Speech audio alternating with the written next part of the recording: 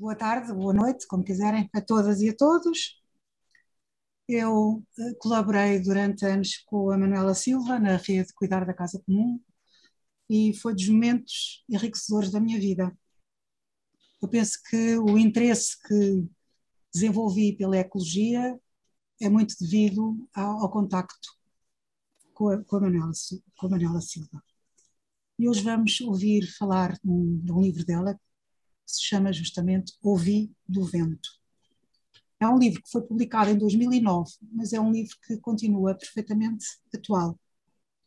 E eu lembro alguns ensaios desse livro que me parecem particularmente desafiadores para nós nos dias que estamos a viver.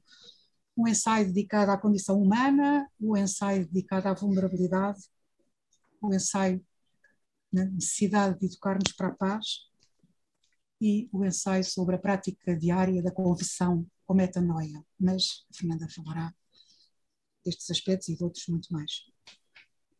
Eu acho que há um texto da Manuela Silva que hoje nos diz particularmente respeito. Esse texto é intitulado O que fazer para travar a espiral da violência. Eu acho que é um texto que poderia ter sido escrito agora e que interpela-nos muito. Bem, o livro vai ser apresentado por uma grande amiga da Manuela Silva, que é a Fernanda Henriques, que também é minha grande amiga, e vou falar do currículo da Fernanda Henriques, tal como ela me deu. É muito maior, muito mais vasto, mas ela é modesta e deu-me aqui 5 tópicos, eu vou ser fiel a esses 5 tópicos. É doutorada em Filosofia Contemporânea, é professora emérita da Universidade de Évora. A Fernanda foi membro do Conselho Nacional de Ética para as Ciências da Vida, foi cofundadora da Associação Portuguesa de Teologias Feministas e faz parte da atual direção desta associação. Pertence ao Conselho Científico de várias revistas nacionais e internacionais de filosofia.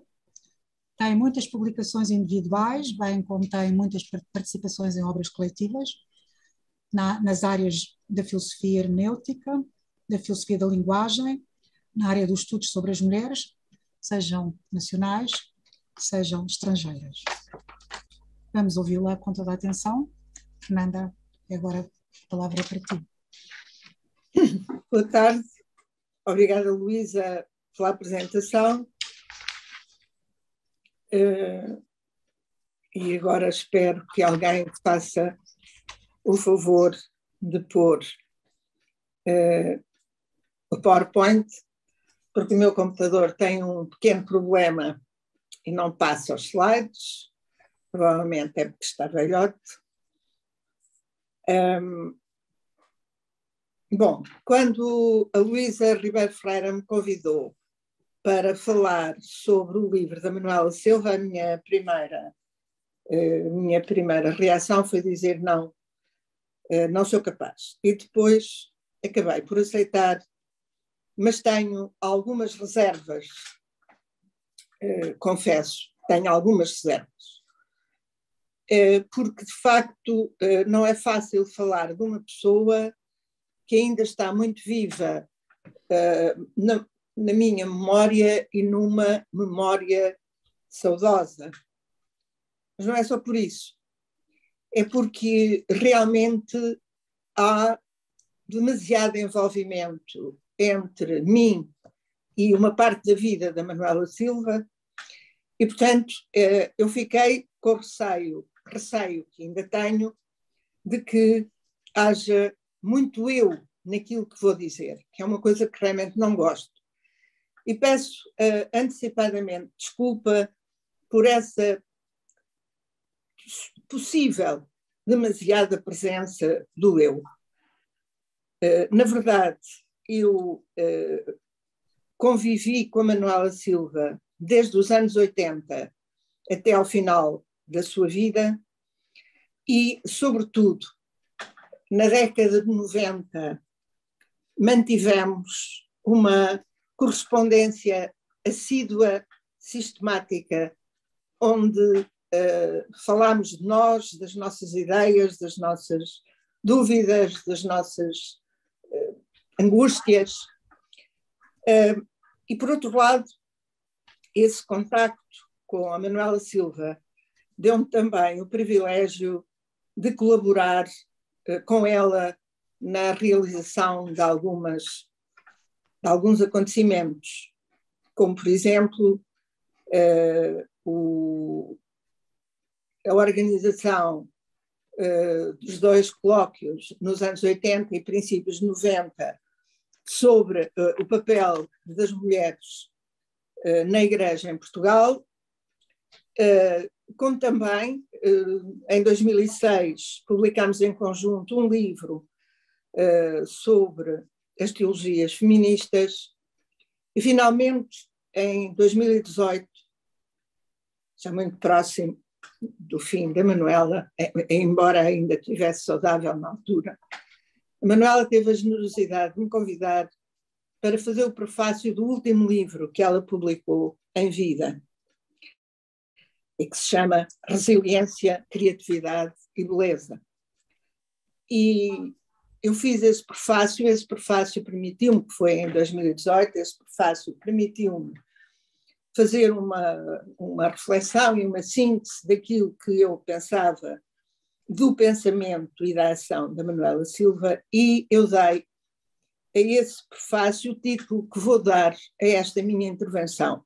Chamei-lhe Lucidez e Esperança, ou Cidadania e Espiritualidade, porque penso que, de facto, são palavras que descrevem, efetivamente, com muita justiça e justeza, a forma como a Manuela se posicionava na vida e nas coisas.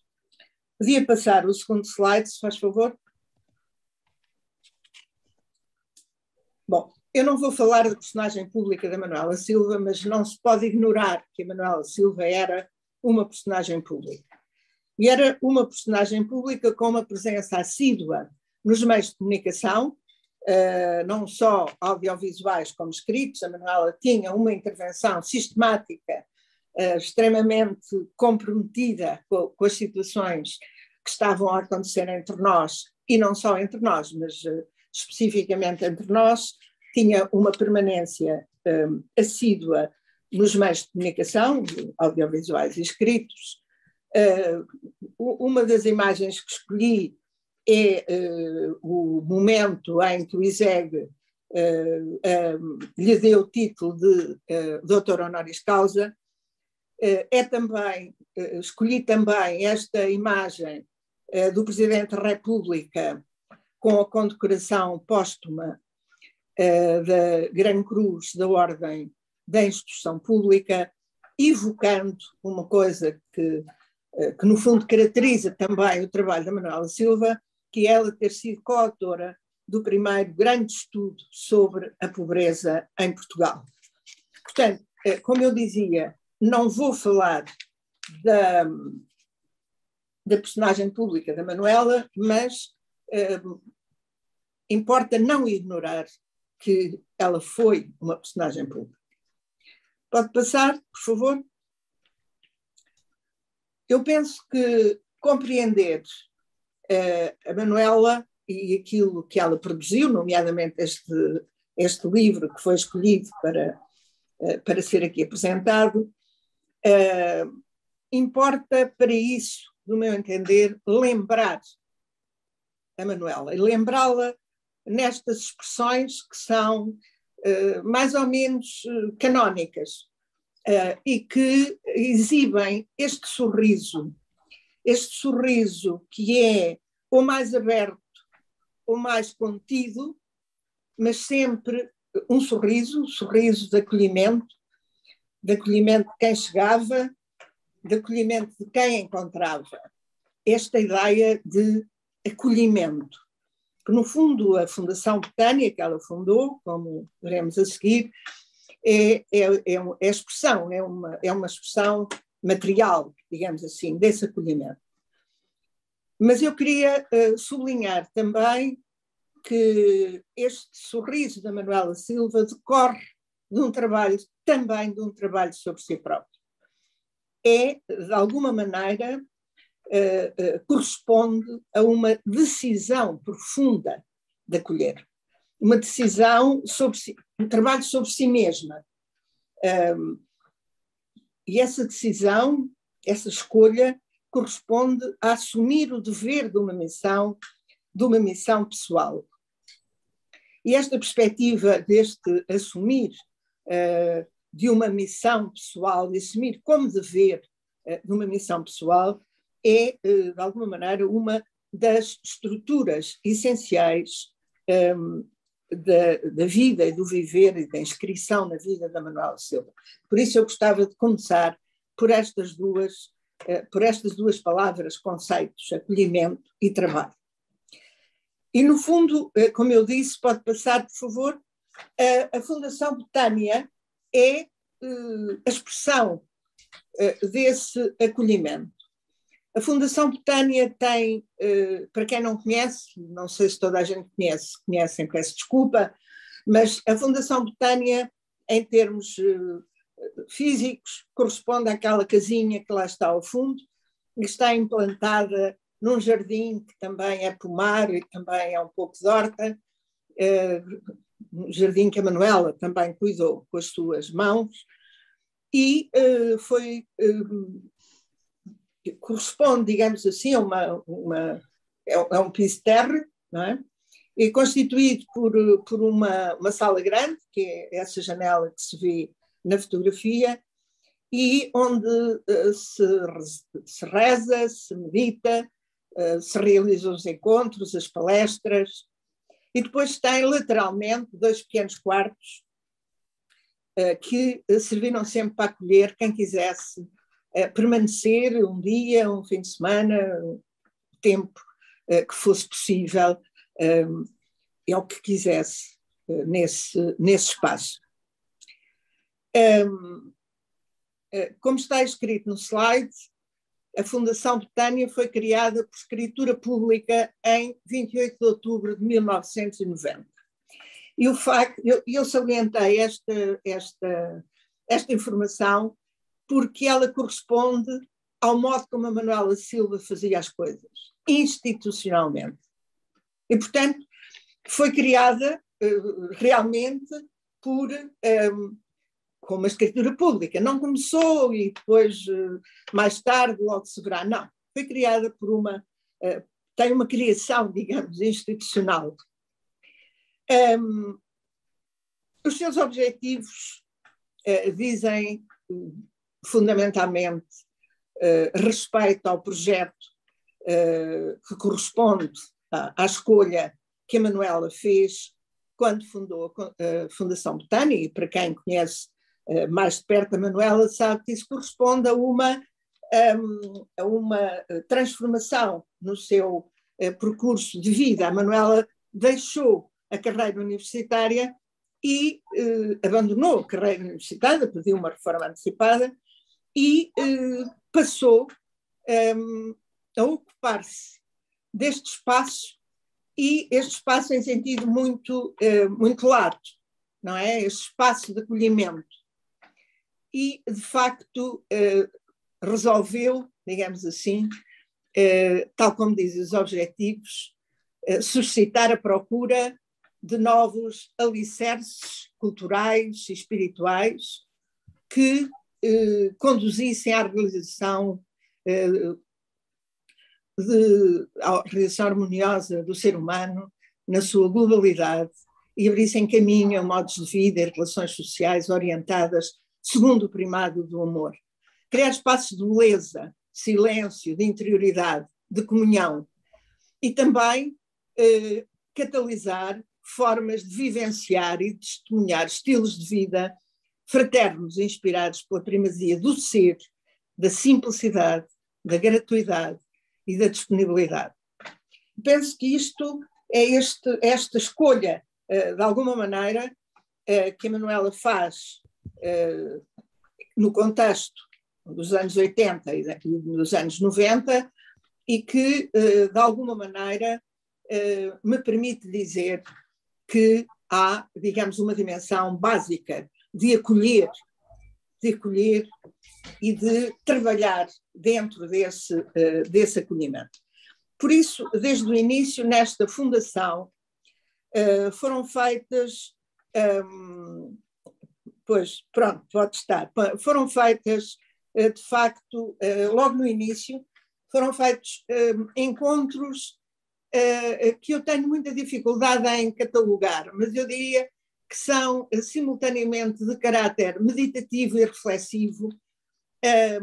Primeiro, esses encontros eram entre aquilo que na altura se designava por amigos e amigas de Betânia, e depois se foi alargando, realizava-se anualmente, e foi-se alargando. Penso que os últimos já tinham uma dimensão bastante nacional. Mas esses encontros tinham como objetivo essa reflexão pessoal, esse descobrir da interioridade. E é aqui, agora sim, pode passar o slide, se faz favor, e é aqui que há uma figura que eu gostaria de destacar, que é a Emma Ocanha. A Emma Ocanha é uma espanhola que é teóloga e psicoterapeuta e que, desde o início, se prontificou anualmente a vir a Betânia a encontrar-se com um grupo de pessoas, primeiro, como eu já disse, restrito, e que depois se foi alargando ao longo do tempo. Neste espaço de Betânia também se faziam palestras, encontros, mas faziam-se palestras. E uma das palestrantes que eu gostaria de salientar aqui é esta italiana, que já morreu também, a Nicoletta Crosty, e que, como a Manuela, também fez uma opção de vida, era das ciências chamadas duras, uma investigadora de ponta, e abandonou o seu percurso como investigadora e para se dedicar, no fundo, também a uma busca de sentido, uma busca de uma vida de outra natureza.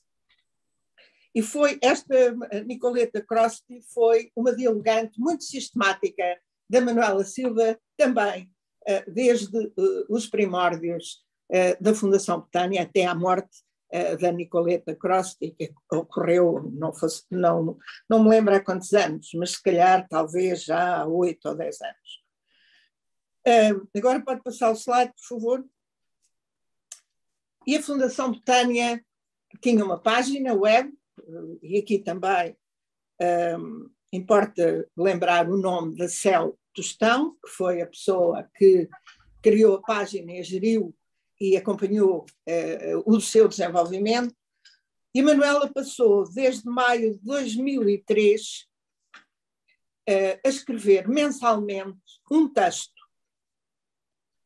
que chamava o Escrito do Mês, texto que ou tinha como referência mais direta um livro, mas mais habitualmente tinha como referência acontecimentos da nossa vida coletiva, quer nacional, quer mundial. Mas era, no fundo, um texto curto,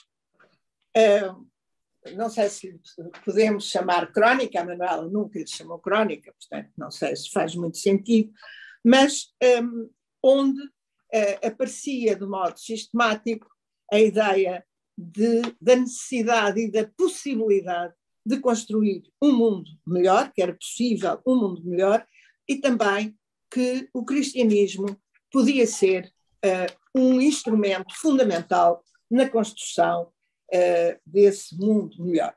Ora, o Ouvir do Vento, pode passar, por favor? O Ouvir do Vento reúne os primeiros escritos do mês que a Manuela publicou no site da Fundação Betânia. E é um dos 3 livros que ela publicou, um em 2009, outro em 2014 e o outro em 2019, o último em 2019, e todos eles integram, são constituídos integralmente, melhor dizendo, pelos textos que a Manuela, ao longo do tempo, ia escrevendo no site da Fundação. Este Ouvir do Vento, como viram, está ordenado por data. Não é o mesmo, por exemplo, o último está ordenado por temas, mas são iguais, digamos assim. São 3 textos que, no fundo, no meu entender, são outra forma do ser da Fundação Betânia. A Fundação Betânia, digamos, tem uma natureza muito específica, e estes escritos da Manuela, que no fundo são fruto da sua generosidade e realmente do seu imenso sentido de dever, e que mensalmente cumpria escrupulosamente, e no fundo eles representam essa, digamos assim, esse ser de Betânia. Eu sublinho a ideia. Há uma estrutura ontológica, digamos assim, naquela fundação, e que estes textos alimentavam. Na página 3, pode passar, por favor, na página 3 do último livro, a Manuela diz exatamente, como eu acabei de dizer, este volume dá continuidade a 2 volumes anteriores, Ouvido o Vento, da edição Pedra Angular 2009, e No Jardim do Peixe, edição da própria Fundação 2014. Como referi na edição dos primeiros escritos, a diversidade dos temas não esconde que o seu fio condutor procura estar em sintonia com os objetivos da Fundação Betânia. Como escrevi então, neste tempo de rudeza e violência para muitos e de sobressalto para quase todos, Betânia quer ser um convite ao repouso e ao recentramento no essencial, para que seja possível espreitar novos horizontes e decantar as perguntas que sempre assomam na nossa existência.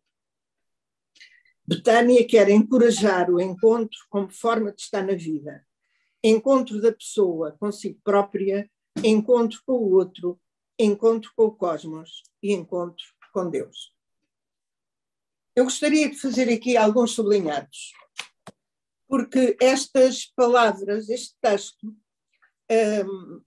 quem conhece a Manuela está a ouvi-la dizer isto.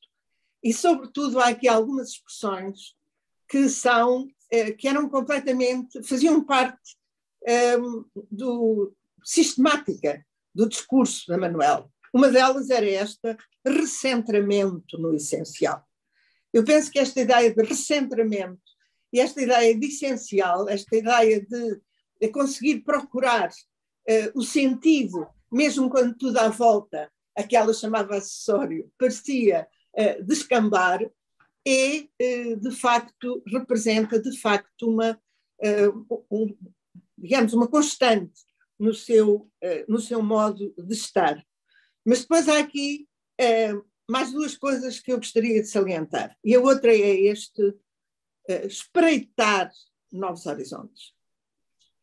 Porque a centração que a Manuela pedia, ou a recentração que a Manuela pedia às pessoas que fizessem, não era para ficarem fechadas perante si próprias, ou dentro de si próprias, melhor dizendo, mas sim para lhes permitir espreitar. Eu penso que esta ideia de espreitar é absolutamente fundamental. Vislumbrar, ver por onde é que podia haver algum sentido no meio, às vezes, de algum caos.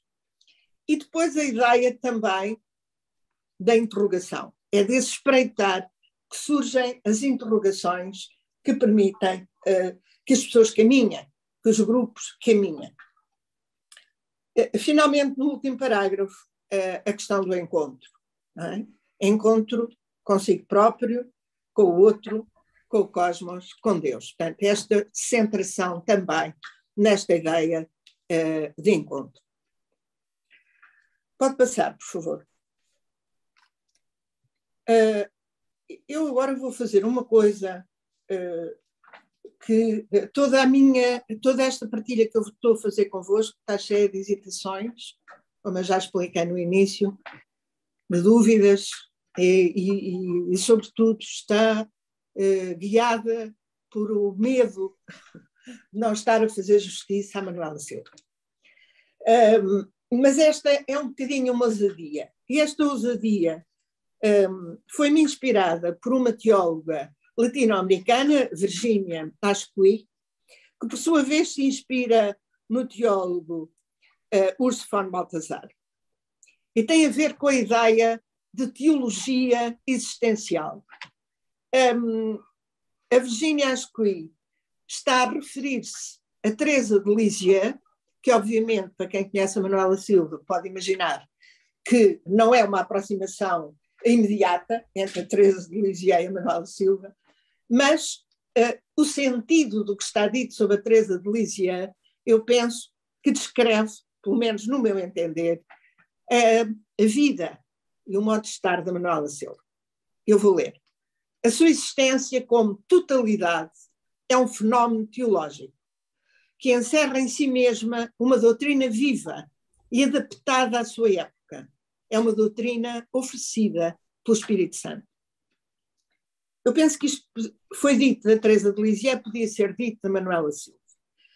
Esta ideia de uma teologia existencial, como eu disse, esta Virginia Asquith vai buscá-la a von Balthasar e a ideia da teologia dos santos. Quem são os santos? Os santos são personalidades totais, personalidades que protagonizam uma unidade constitutiva entre vida e saber. E eu penso que a Manuela Silva é um exemplo disso. E aquele volte-face no seu percurso profissional, que eu há bocado referi, ter abandonado a carreira académica para se dedicar à Fundação Betânia, tem a ver com esta necessidade para ela de haver uma ligação profunda entre vida e saber. Ela no fundo, deixou de ser professora de economia, porque de facto aquele saber que ela estava a veicular já não dizia nada à sua vida. E, portanto, o que ela quis fazer foi uma outra procura, uma outra orientação da sua reflexão, nomeadamente do ponto de vista económico. Estas personalidades totais, esta unidade entre vida e saber, supõem, por um lado, uma vida contemplativa e receptiva, como foi a da Manuela, discuta da transcendência, mas também do seu tempo, e, por outro lado, supõem uma outra unidade, que eu penso que está patente no trabalho da Manuela, e nomeadamente nestes livros, especificamente no livro Ouvido o Vento. Uma unidade entre a experiência, uma mensagem e a partilha dessa mensagem. Estes livros são também um gesto de generosidade e de partilha de uma experiência e de um saber que a Manuela, no fundo, protagonizava. Pode passar, por favor? Eu optei, não por, provavelmente, foi o caminho que escolhi, não por me debruçar sobre os diferentes escritos, ou alguns dos escritos, mas por salientar linhas, temas, mas, sobretudo, digamos, temáticas que atravessam todos os escritos, embora estejam mais nuns do que noutros. De facto, os temas representam uma escuta do seu tempo. Estão investidos do seu imenso saber científico e humano. De facto, há, digamos, neles uma unidade. Por isso, eles são um compromisso, em primeiro lugar, com a justiça. Com uma justiça que não é meramente redistributiva ou distributiva, mas é também uma justiça de reconhecimento da dignidade de todos os seres humanos, da igualdade de todos os seres humanos. Os temas que a Manuela trata nos seus textos são temas atuais, mas também são temas controversos. E a Manuela toma partido na análise desses temas. As suas respostas ou as suas propostas, como quiserem, vão habitualmente ao arrepio daquilo que é convencional, ao arrepio do fácil, digamos assim. São sempre respostas sistémicas, respostas que evidenciam as raízes dos problemas que analisa e que denunciam as soluções, a que eu chamo cosméticas, as soluções de superfície. E eu penso que o exemplo, um dos exemplos mais claros disso é o modo como ela se debruçou sobre a questão da ecologia, de que a Luísa já falou. E eu chamo a atenção para que neste livro do Ouvir do Vento estão reunidos textos desde 2003 e a edição do livro é em 2009. Portanto, estamos muito longe da encíclica Laudato Si, que é de 2015. Portanto, o interesse da Manuela pela ecologia, por uma vida mais sóbria, uma vida respeitadora da natureza e do seu ritmo, é uma questão muito anterior à encíclica do Papa Francisco. Obviamente, quando saiu a encíclica do Papa Francisco, a Manuela agarrou-se, digamos assim, a ela e, sobretudo, à ideia de ecologia integral, porque, de alguma maneira, a ecologia integral era aquilo que ela já falava, porque é a proposta de uma alteração de paradigma de viver, era a proposta de uma conversão da vida coletiva. E, portanto, o seu último projeto, o projeto em que ela trabalhava quando morreu, era realmente esta ideia de uma difusão, de arranjar processo das pessoas participarem nesta ideia da necessidade de mudar o paradigma da vida e do viver. O outro tema em que eu penso que também está muito evidenciado que não há soluções de superfície é o tema da violência. Os textos de Manuela dedicados à violência, quer neste livro, quer nos outros, desconstroem a ideia de que a violência é apenas agressão física ou psicológica, que tem a ver apenas com a agressão. Não. A Manuela mostra as dimensões, as diferentes dimensões da violência. A violência económica, a violência social, a violência política. Portanto, há, digamos, nos textos em que o tema central é a violência, eu diria uma circularidade entre violência e justiça. O outro tema que queria salientar era o tema do silêncio. O tema do silêncio tem a ver, obviamente, com uma tradição espiritual ligada à meditação e à contemplação. A Manuela, exatamente, se instalava aí. Mas eu gostava de salientar em que é que assentava essa defesa do silêncio. E essa defesa do silêncio releva de uma concepção antropológica fundamental.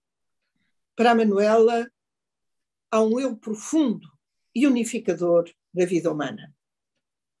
A natureza humana tem um centro unificador, um ponto nuclear de onde tudo irradia.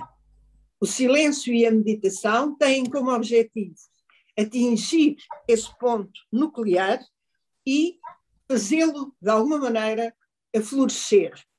Eu penso que a Hemocanha e, digamos, a sua atividade e o seu conjunto de intervenções que fez ao longo dos anos contribuiu muito para acentuar esta ideia de um eu profundo, do núcleo aglutinador profundo no interior da nossa subjetividade.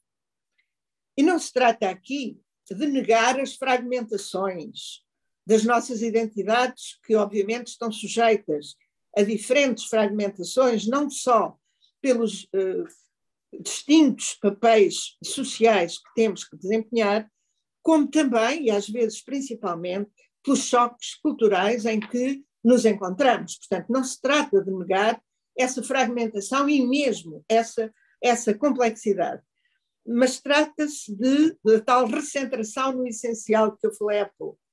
Trata-se de ver para além da superfície, da subjetividade fragmentada e procurar algo mais sólido que possa servir como ponto de apoio e de referência para a construção de cada um e de cada uma.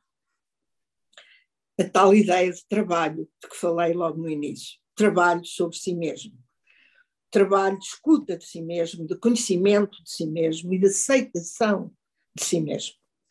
E que de alguma maneira se vai prender com esta ideia da responsabilidade como compromisso que tem sempre uma dimensão individual, embora não se reduza à dimensão individual. Mas para a Manuela havia a ideia desta dimensão coletiva da vida, mas em que, de alguma maneira, cada pessoa tinha que, digamos, contribuir com a sua parte de responsabilidade. E, por outro lado, esta ideia antropológica, digamos, otimista, não é? Sobre a condição humana, está ligada à ideia da vida como dádiva.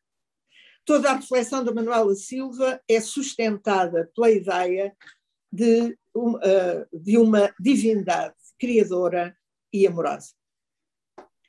E a vida é um dom recebido. E como dom recebido, apela à responsabilidade da resposta, do compromisso, do assumir, do tal assumir da missão humana. Contudo, não há, na perspectiva dos textos e das palestras e das conversas com Manuela Silva, nenhuma dimensão de determinismo. Pelo contrário, a liberdade e a escolha são supostos básicos de todo o trabalho, de toda a ação da Manuela Silva. Por outro lado, também a importância do saber. Há, de facto, na reflexão da Manuela Silva, o primado do conhecimento. O ponto de partida da ação tem de ser sempre o conhecimento da realidade. E, no fundo, este conhecimento é essencial, não só para o discernimento pessoal, como também para a elaboração de projetos de intervenção. De alguma maneira, há aqui um paralelismo da Manuela Silva com o filósofo Hans Jonas, e que, no fundo, considerava que, na contemporaneidade, é muito difícil fazer boas escolhas éticas sem conhecimento, porque, na verdade, o que está envolvido na análise das situações é, de facto, complexo e, portanto, só o conhecimento, só o saber pode permitir, de alguma maneira, fazer boas escolhas, de facto. E, finalmente, a ideia de racionalidade. Não uma racionalidade seca, não um intelectualismo, eu chamei-lhe racionalidade integradora, mas, na verdade, o suposto alimentador de todo o trabalho da Manuela Silva é a confiança na racionalidade, a confiança na inteligibilidade do mundo, no valor das razões, na clarificação.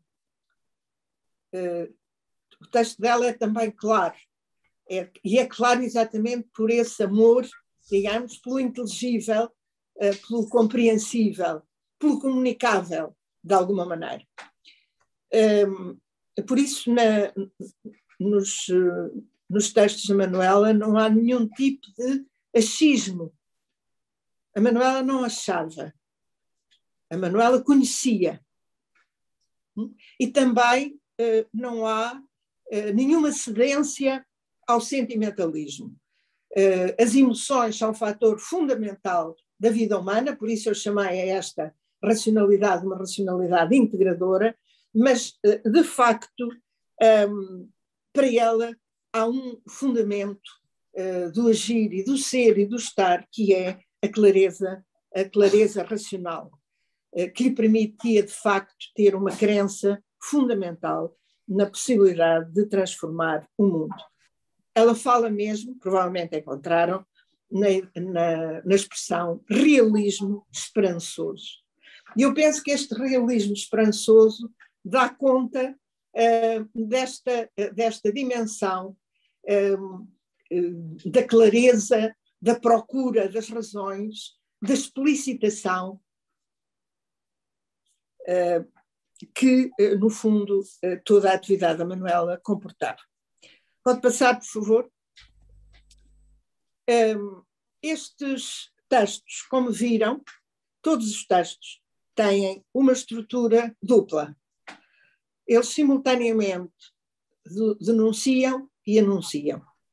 Ou seja, fazem um diagnóstico das situações que estão em questão, da compreensão das suas causas.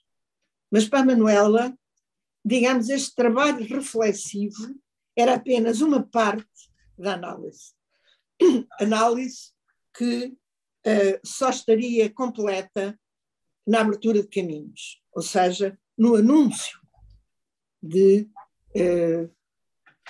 formas de saída. Não diria que é formas de solução dos problemas, mas forma de superação das situações de crise, formas de abertura, digamos, de tal esperança, não é? O tal realismo esperançoso. E foi sempre para mim, é ainda hoje para mim, digamos, uma memória extremamente, digamos, forte, quando assistia, não digo quando lia os textos, mas quando assistia a palestras da Manuela Silva, que começava por analisar um problema, e eu seguia aquela desconstrução sistemática das causas, a procura das razões, e depois perguntava a mim própria, e agora como é que ela vai sair daqui? E ela saía sempre, porque ela, no fundo, compunha, de alguma maneira, esta capacidade de diagnóstico e de análise com caminhos, com saídas, nunca fechava portas, realmente. Por isso, pode passar, por favor? Por isso, cada um destes textos, eu diria que são guias na dupla acessão de uma espiritualidade comprometida e de uma cidadania responsável. Enquanto guias de uma espiritualidade comprometida, estes textos dirigem-se basicamente a cristãos e a cristãs, porque, no fundo, as referências dos textos, como viram, são sempre Cristo e o Deus que ele anunciou. Mas como guias de cidadania responsável, eles são dirigidos a toda a gente, crentes e não crentes, porque realmente apontam para a construção de uma sociedade mais justa, apontam para a necessidade que cada pessoa tem de assumir a responsabilidade naquilo que acontece e de participar coletivamente. E essa participação deve ter, ou deveria ter, sempre a dupla face de denúncia e de anúncio. Pode passar, por favor? E por isso termino como comecei. Estas palavras e os campos semânticos para onde remetem a lucidez, a esperança, a cidadania e a espiritualidade são, realmente representam, no meu entender, a estrutura da vida e da obra da Manuela Silva. Muito obrigada. Luísa, tens o microfone aberto. Muito obrigada, Fernanda, por nos teres lembrado a pessoa que foi a Manuela Silva, e eu fui particularmente sensível ao facto de teres apresentado como testemunha de uma teologia existencial. nos múltiplos textos que a Manuela Silva escreveu para este livro, há um que ela dedica ao escândalo do mal. E neste texto ela cita a Fernanda Henriques, no que a Fernanda Henriques escreveu sobre Paul Ricoeur. E eu vou citar o que tu escreveste. O mal tem de nos obrigar a pensar de outra maneira que não seja a racionalidade restrita, mas que nos mostre a profunda opacidade e obscuridade do mal. E o que te pergunto é se achas que esta perspectiva se aplica à situação atual da Ucrânia que se vive atualmente.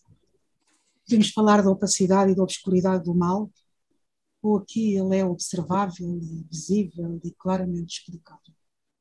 Sabes, primeiro gostava de sublinhar esse gesto de generosidade que a Manuela sempre teve para comigo. E realmente já não me lembrava que ela tinha citado essa frase. E eu acho que ela citou porque muitas vezes ela fazia parte das nossas conversas. Não sei se estão lembrados e lembradas, quando no início da pandemia o Papa Francisco fez aquela oração sozinho na Praça de São Pedro. Eu devo dizer que me comovi, não foi até às lágrimas, foi com lágrimas, e na altura escrevi exatamente um texto sobre isto, explorando esta ideia de Paul Ricoeur, que eu acho que é simultaneamente, eu diria, usando a Manuela Silva, um realismo esperançoso. E é um realismo esperançoso porque, no fundo, o que o Ricoeur dizia que talvez possamos crer em Deus, apesar do mal. Mas o mal é um obstáculo. O mal é um obstáculo porque é realmente obscuro. E quando tu falas na Ucrânia hoje, eu penso que exatamente a Ucrânia hoje é o exemplo máximo dessa obscuridade do mal. Porque morrem tanto russos como, se calhar morrem mais ucranianos que russos, mas também morrem russos, inutilmente, estupidamente. E nós perguntamos qual é o móvel daquela invasão, qual é o móvel? O que é que se pretende? Como é que é possível? E de facto, só nos resta o grito de perguntar como é que é possível e pensar que talvez haja sentido, apesar do mal. Eu ia passar à Rita, porque está com atenção ao bate-papo, para as questões que houver. Ora, estão-me a ouvir? Sim, sim, muito bem. Aqui a Teresa Vasconcelos põe esta questão. Gostava que elaborasses mais a afirmação de que as boas escolhas éticas emergem do conhecimento. Como chegar a boas escolhas éticas? Que se entende por boas? Será que se pode chegar lá apenas racionalmente? Conferir Carol Gilligan in a Different Voice, Psychological Theory and Human Development. Tisha, eu acho que Carol Gilligan não estaria em desacordo com o que eu estou a dizer, porque quando eu falo em conhecimento, não estou a falar, aliás, na linha eu estava apenas a defender a posição penso que era a posição da Manuela Silva, estou segura que era a posição da Manuela Silva, e como eu disse também do Ancionas, por uma razão. E voltando à guerra na Ucrânia, que elementos temos nós para tomar uma posição? E porquê é que não temos? Porque realmente nos faltam dados, nos falta conhecimento, nos falta de saber. Hoje, a nossa vida coletiva, e nomeadamente com a dimensão ecológica, obriga ao conhecimento. Tu tens que ter conhecimento, tens que ter conteúdos para poder saber se esta escolha é ou não prejudicial em termos coletivos, ou aquela outra.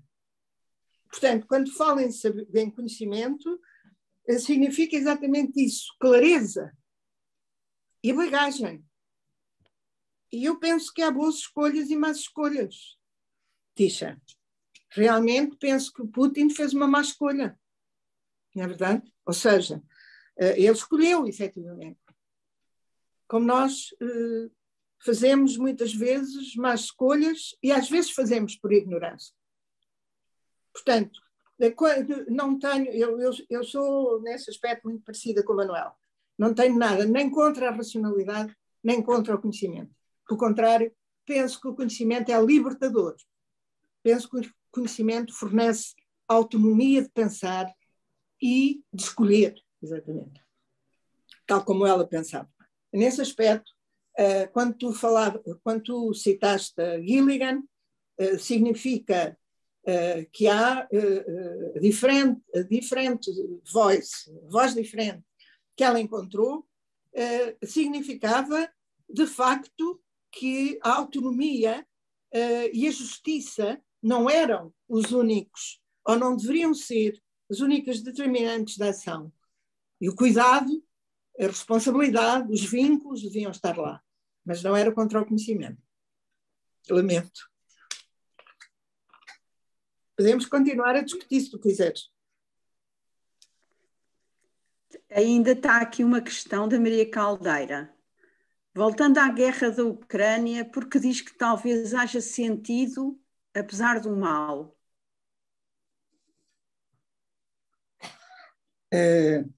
Eu vou dar uma resposta horrível. É porque se eu não acreditasse que houvesse sentido, matava.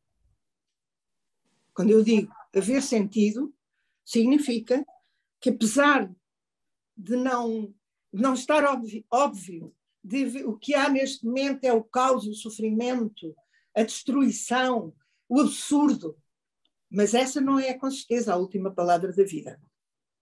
É nesse sentido que eu digo haver sentido, apesar do mal. E era no sentido em que o Paul Ricoeur também falava dessa ideia de que o mal não se explica. Aliás, referindo-se à nossa narrativa bíblica, ele chamava sempre a atenção que a narrativa bíblica não se refere à origem do mal, porque o mal estava lá, desde sempre. A serpente está lá. Portanto, o mal é um dado, é sempre um dado. Nós não temos capacidade de chegar à origem do mal. E o que temos a fazer enquanto humanos não é aceitá-lo, porque há males que derivam da ação humana, não é? Mas sobretudo, integrá-lo. Não tenho outra palavra para dizer. Aqui, Adelaide Eutónio fala de um projeto que julgo que diz ser o seu último projeto, que é a Rede de Cuidar da Casa Comum. Quer falar um pouco sobre isso? Não posso falar sobre isso porque corresponde exatamente ao momento em que eu estive mais distanciada da Manuela, mas penso que a Luísa Ribeiro Ferreira pode falar porque esteve com o projeto desde o início. Outra questão. Tendo conhecido também a Manuela, qual escolheria como um sonho, um grande objetivo que ela não chegou a ver realizado? Eu lembro que a Manuela Silva disse: gostei de viver. E penso que essa é a resposta que dá conta de que ela foi tendo um caminho e foi definindo veredas onde foi caminhando e realizando os seus objetivos. De facto, não me parece que ele tenha levado angústia. Eu falei com a Manuela Silva talvez 15 dias antes dela morrer. 20 dias antes dela morrer. E ela tinha um lamento. Sabes, não estou criativa. Eu penso que isso diz tudo, porque até ao último momento ela quis criar. E criou muitas coisas, muitas situações de acolhimento, de desenvolvimento, e, portanto, não me parece que ela tenha levado consigo uma frustração. Uhum. Há aqui outra questão que é a seguinte: onde se situa o perdão quando a violência destrói a integridade? Estava a perguntar a mim ou à Manuela Silva? Pois é. É porque a pergunta... é complicado. Pois, é que realmente perdoar tem outra origem. Eu perdoar... o Paul Ricoeur, volto a falar dele, porque é o meu companhão de ruta. O Paul Ricoeur fala do perdão difícil, mas é porque lhe faltou coragem de escrever o perdão impossível. E exatamente evoca, na análise do perdão, a dimensão da altura. O perdão é algo...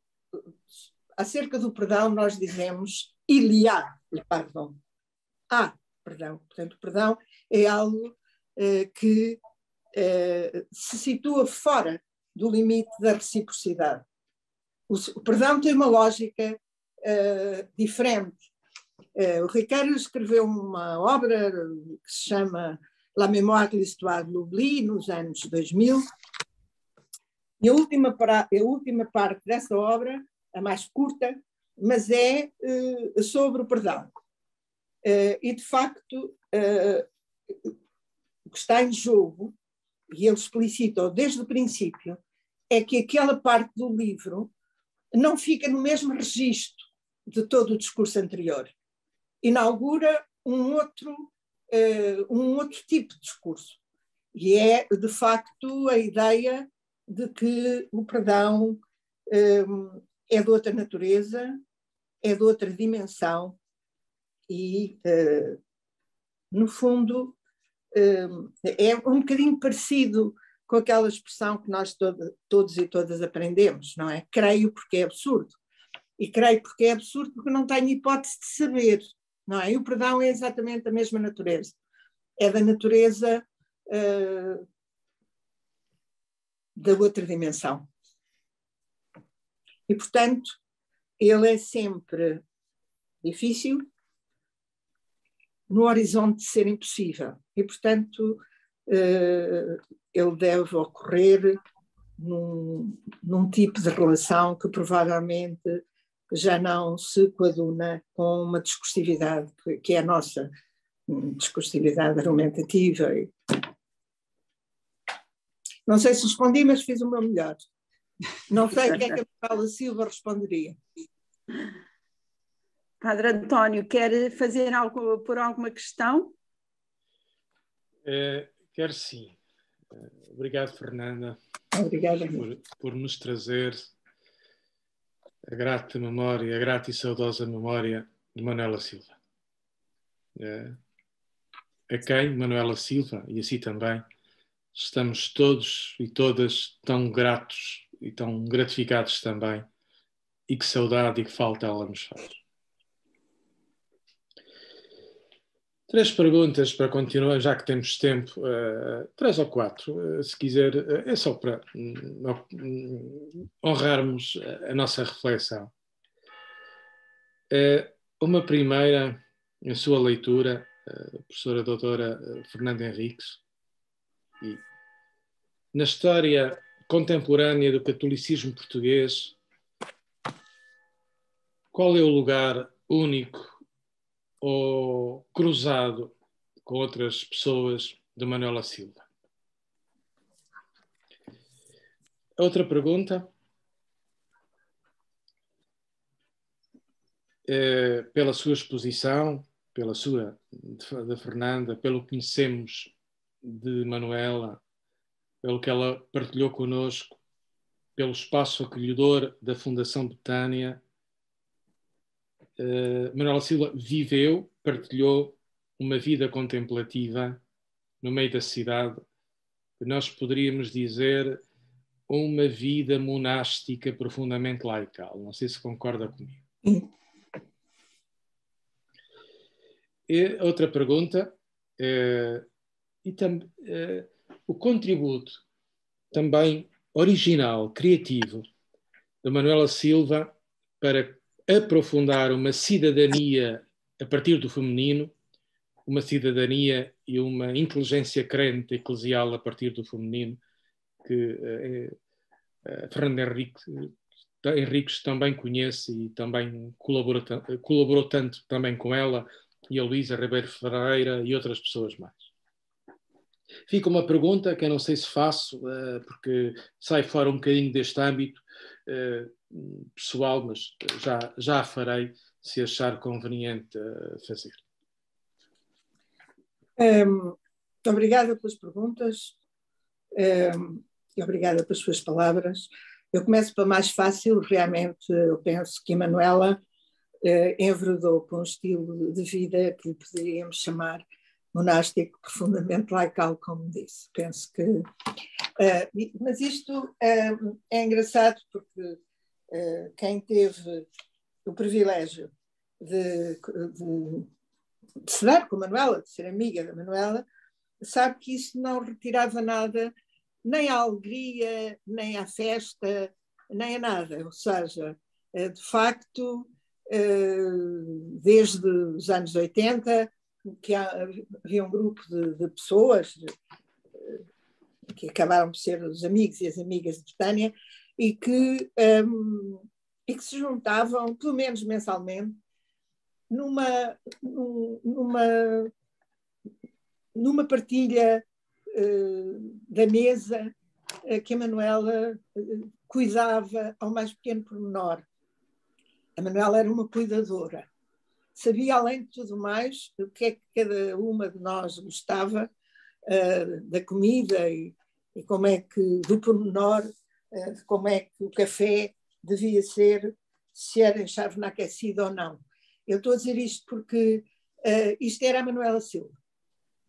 Era a Manuela Silva cuidadora, como senhora daquela casa, que no fundo ficava para nós podermos usar. Mas era no fundo uma vida de sobriedade, de recatamento e sobretudo sobriedade. Eu gostava de assinalar aqui a sobriedade.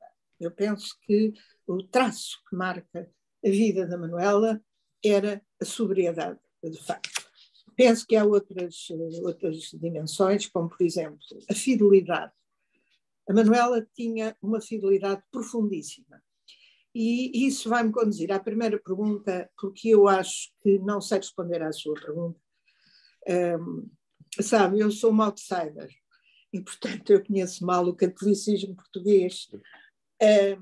Eu penso que, em termos da posição da Manuela,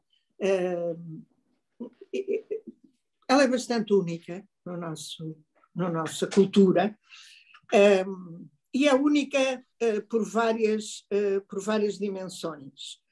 Porque ela... eu não me esqueci da fidelidade, já lá vou à fidelidade, mas ela é única porque ela...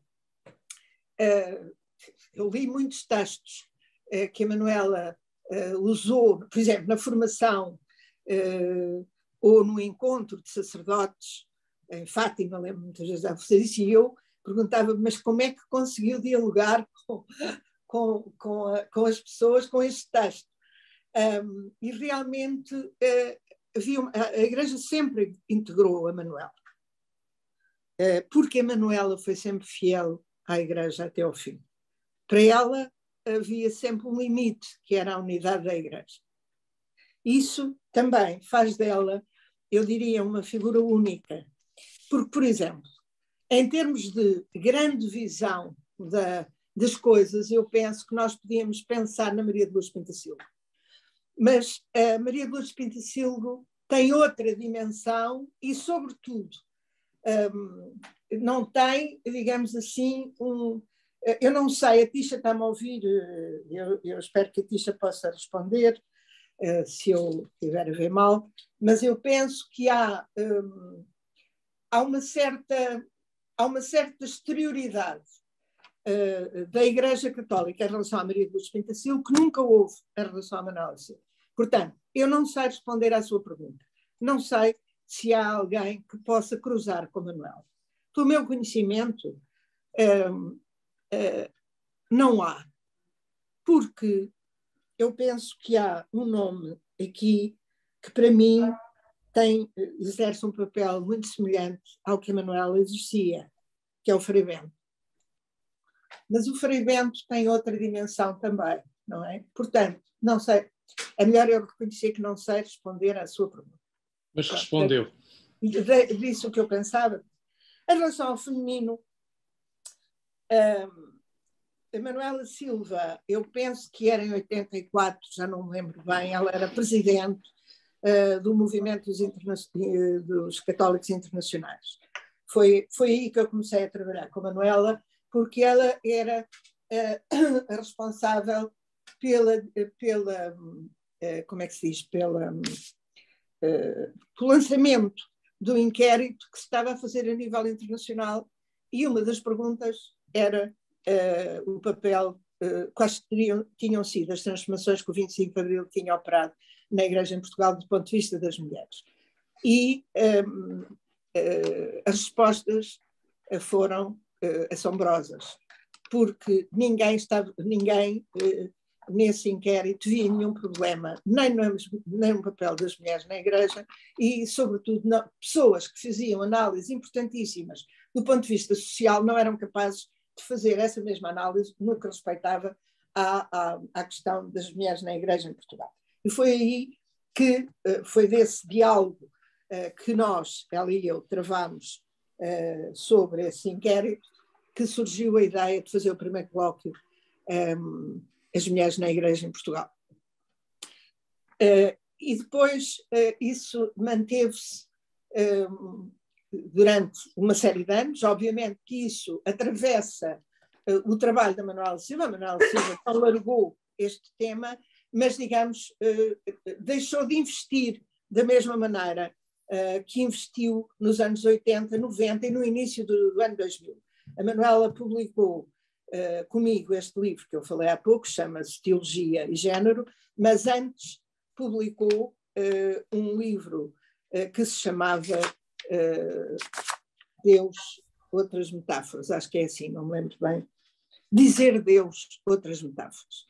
Esse livro é anterior, mas depois, digamos que a Manuela afrouxou um bocadinho esta temática, embora ela tenha estado sempre presente na sua reflexão, evidentemente. Falta a última pergunta, se quiser fazer.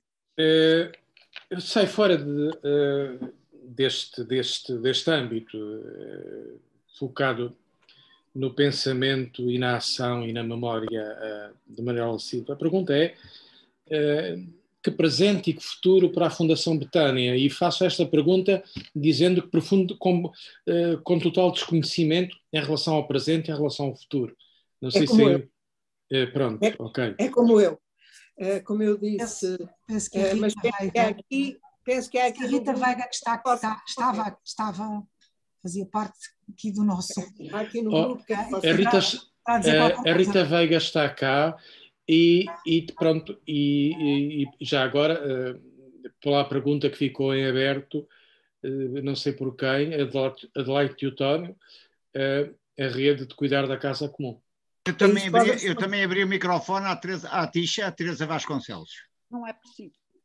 Não? Pronto. Não. Então vou abrir à Rita Veiga.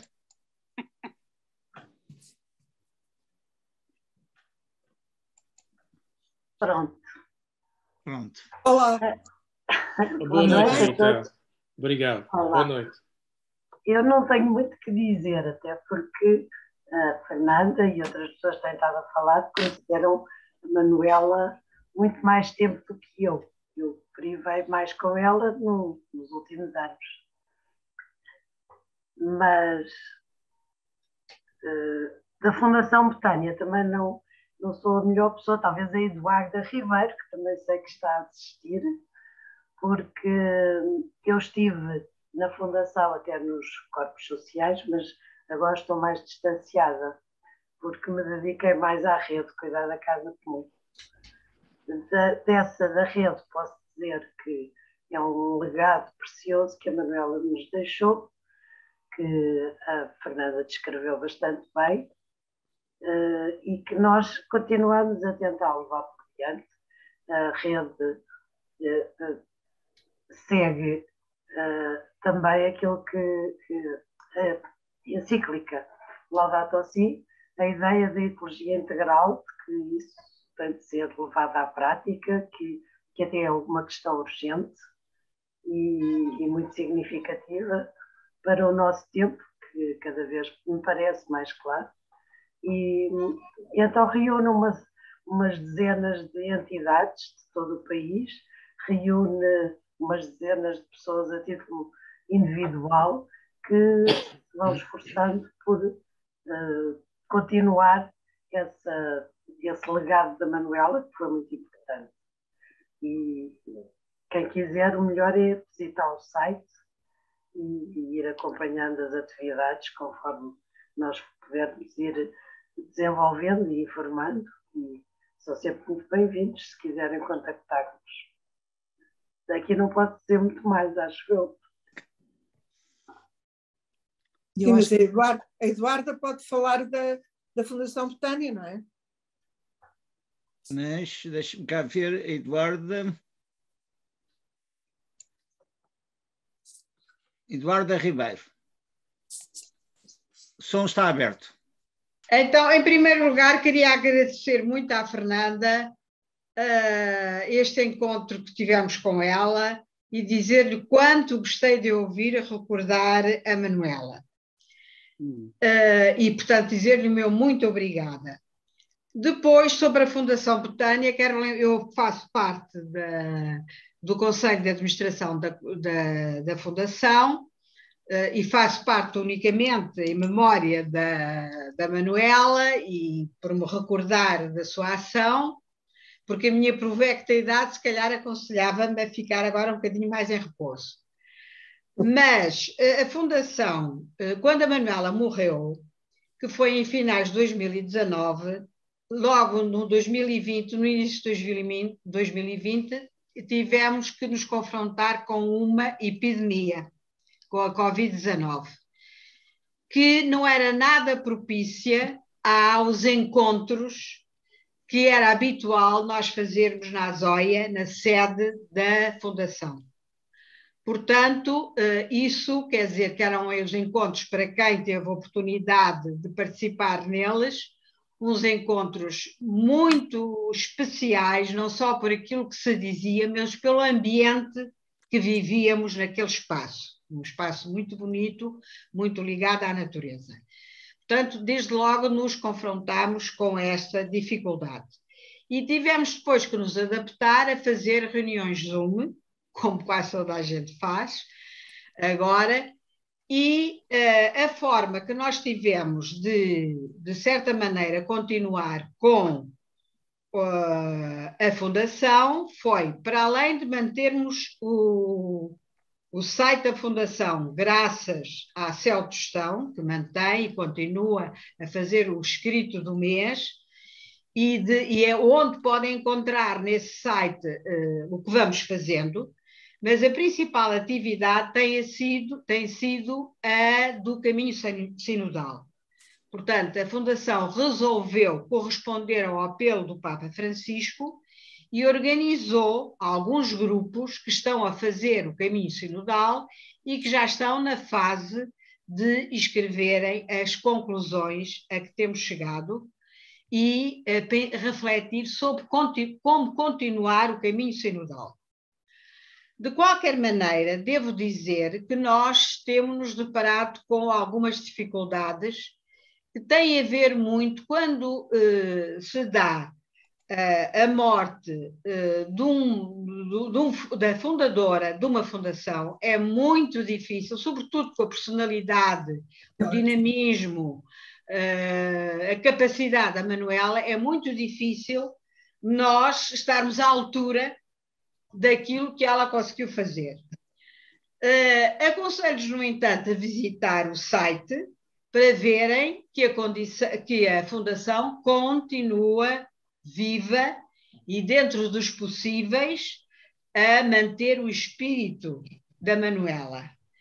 E que o caminho sinodal foi precisamente uma forma que nós encontramos de fazer honra ao pensamento da Manuela e tentar seguir por um caminho que ela tinha já traçado há muito tempo, um caminho de comunidade, de respeito, de escuta, que é isso que neste caminho sinodal nós tentamos fazer.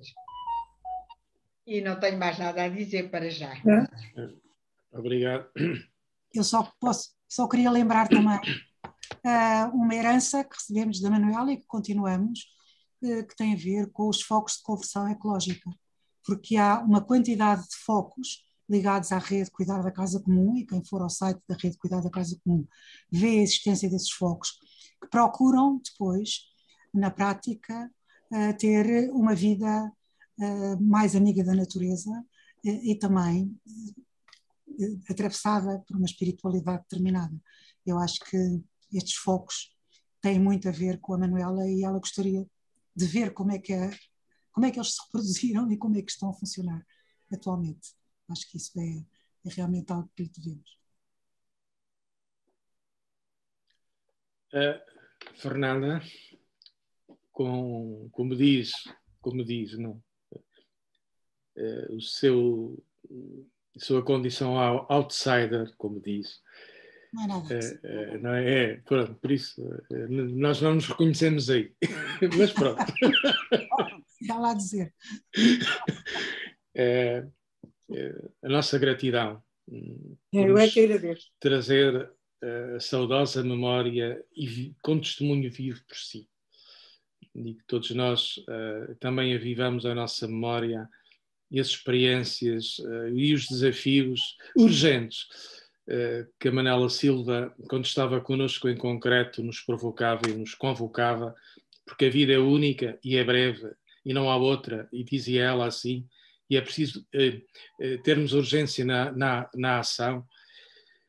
Fernanda, quando se alia a filosofia à espiritualidade, acontece uma sessão como a de hoje. Muito obrigada. Muito obrigada obrigado. pelas suas palavras. Muito obrigada pelo convite para estar aqui. A Luísa nunca se esquece de me chamar para as coisas, o que eu agradeço. Embora este convite não tenha agradecido muito, mas pronto, foi assim. Espero não ter feito nenhuma injustiça à Manuela. É sempre com medo de não estar a fazer justiça à Manuela Silva que todos nós Exatamente. falamos em invocar. E esse medo é sacrossanto, é uma espécie de santuário dedicado à sua memória. Muito obrigada. Cito um texto que a Manuela Silva escreveu em 2007, comentando a mensagem do Papa Bento XVI para o Dia Mundial da Paz. A paz pertence ao conjunto das aspirações profundas que habitam no coração de todo o ser humano. Na nossa cultura ocidental, a paz é um valor supremo e um direito consagrado em muitas leis fundamentais. Desejamos a paz para a nossa vida pessoal e dos nossos familiares e amigos, como a desejamos para as nossas comunidades, para o nosso país ou para o mundo. Mas será que já compreendemos que a paz, sendo o nome de Deus, é também construção humana e faz parte integrante da missão confiada à humanidade pelo Criador: completar a criação com o nosso esforço.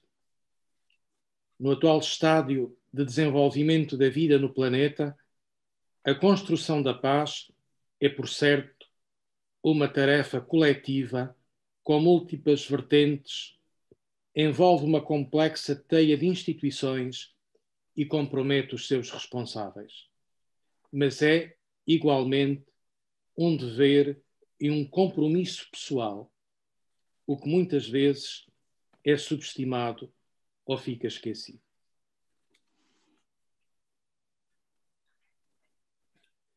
Foi escrito este texto num ambiente muito sereno em relação ao de hoje. Mas o desafio está aqui. Boa noite e obrigada. Boa noite. Muito obrigado, Fernanda, e a todas as pessoas, a todos e a todas que enriqueceram com a participação, com a escuta, com as suas intervenções. Termino partilhando uma informação que acaba de sair no site da Capela do Rato e que chama a vossa atenção. Peço ao Zé Alberto que a indique. É um debate sobre o papel ou o lugar das igrejas na construção da paz na Europa atual, na reconciliação entre a Rússia e a Ucrânia. Dia 30 de março, às 21h30, via Zoom. E pronto, quem quiser aprofundar, para não demorarmos mais, consulte o site da Capela do Rato ou as redes sociais e peço ao Zé Alberto que retire o cartaz do ecrã e terminamos. Uma boa noite. Boa noite. Boa noite. Obrigada, Fernanda.